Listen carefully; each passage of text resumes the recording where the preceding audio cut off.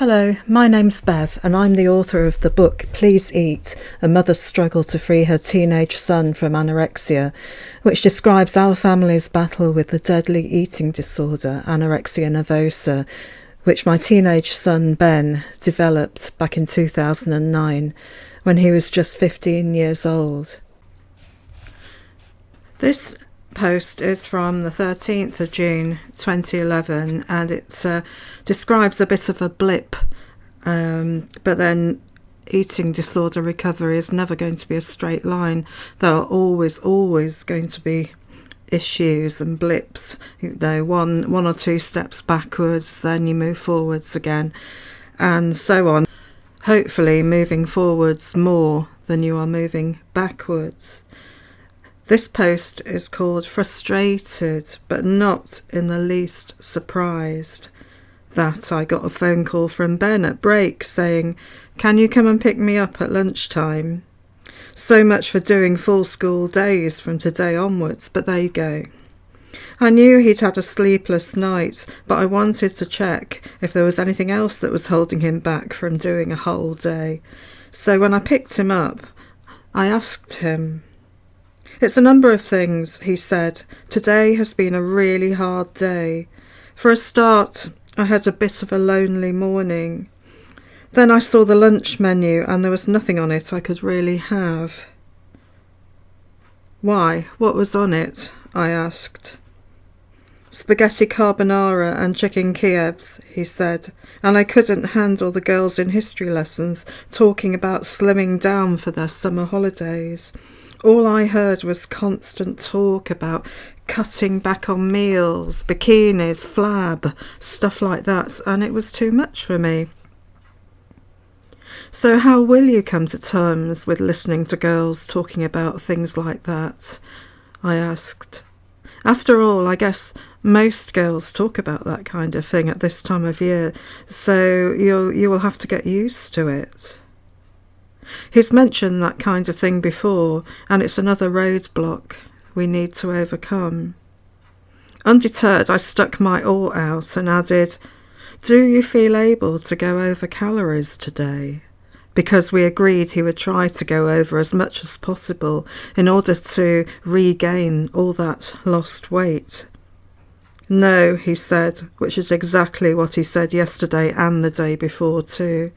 "There are too many pressures going on at the moment, all the above stuff, plus loads of challenge foods, and every meal this week is a challenge meal." So I risked upsetting the eating disorder by pushing out the oar again and saying, "But you not only need to gain the 1.5 kilo you've lost, but also get back on target. So in a way you need to gain more than the 1.5 kilo you've lost over the next fortnight."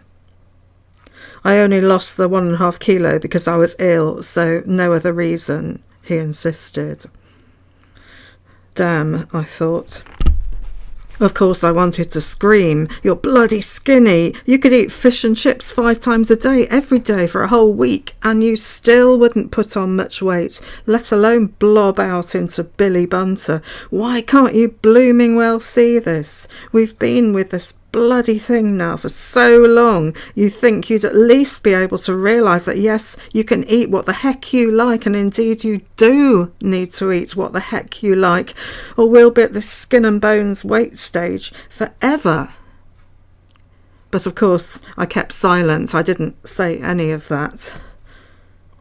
Which is why this afternoon I was in one of my jittery frames of mind when I can't focus on anything and feel anger and frustration bubbling up inside me.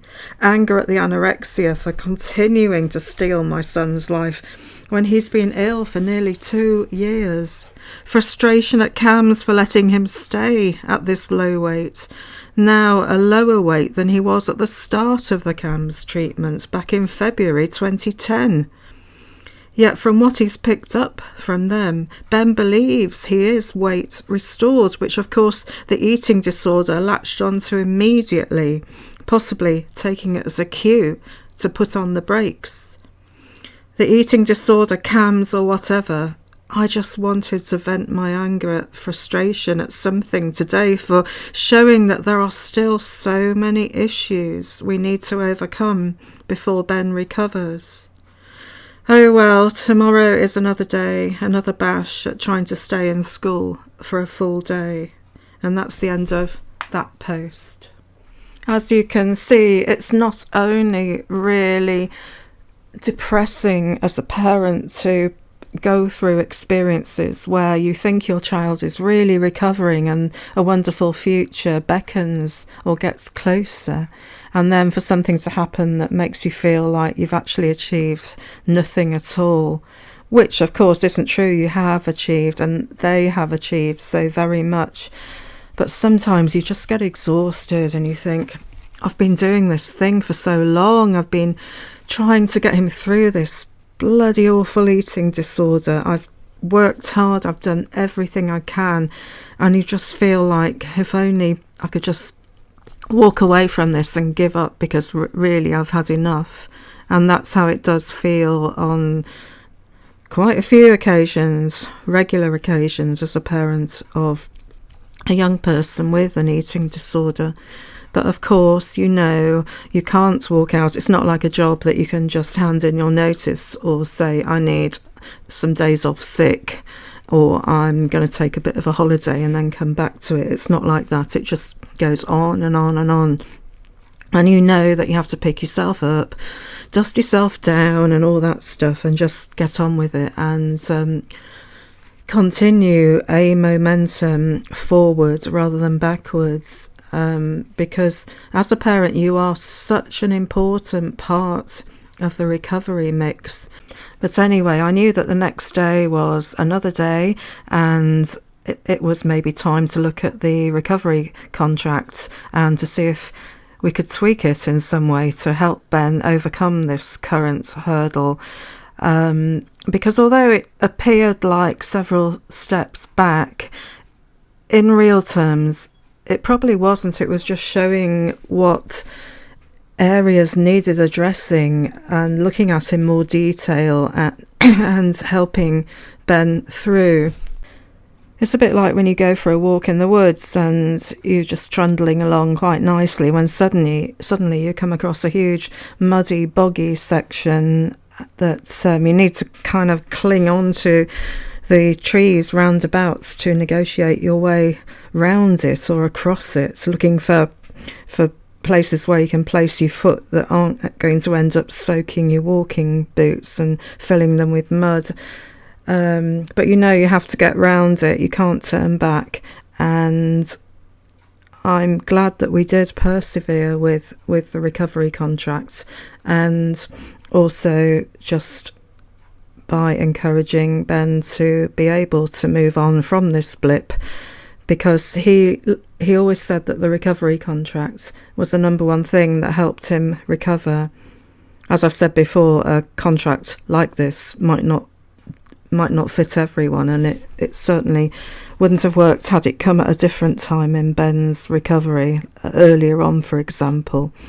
But at this particular stage, it had been working well for 12 weeks, so it was a case of ploughing forward.